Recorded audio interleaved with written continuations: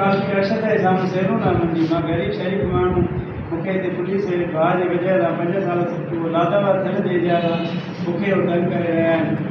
जंहिं महिल मूंखे पकिड़े खणी था वञनि। कोई बि माण्हू चवे त जावेद चोर आहे उन ॻाल्हि जा असां गवाह आहियूं।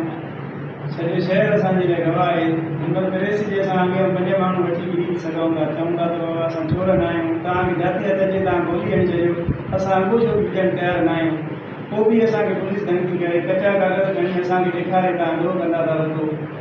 हुनजे दहशत जे करे अॻिमें बि रेलीअ में रस्ते में पकिड़े मूंखे नारे जमा फारूक न हुननि भीड़े मला ऐं तशदद करे हेॾी हालत कई। हाणे जंहिं महिल पुलिस जेको बि मसइलो थिए थो मूं वटि बीठी आहे।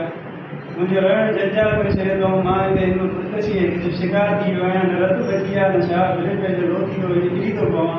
राति बि जॾहिं मां हुनखे चयो आहे तॾहिं हुन मुंहिंजा हथ कढिया आहिनि। न मां ॾोही आहियां न चोर आहियां। ॿुधो हरपुर तंग कनि था, दुकान खोले बीहां थो त मां हेतिरो थो ॾकां बीठो त मां अलाए छा थी थो वठूं पंहिंजो आवाज़ थो ॿुधां मुंहिंजी साह छॾाए थो वञे।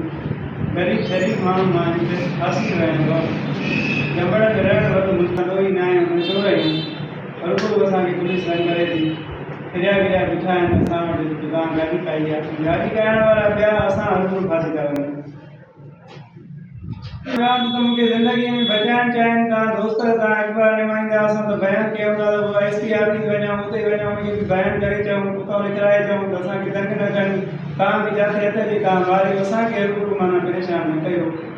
जंहिं महिल माना का ॻाल्हि थिए थी उहा असांजे मथां बीठा आहिनि।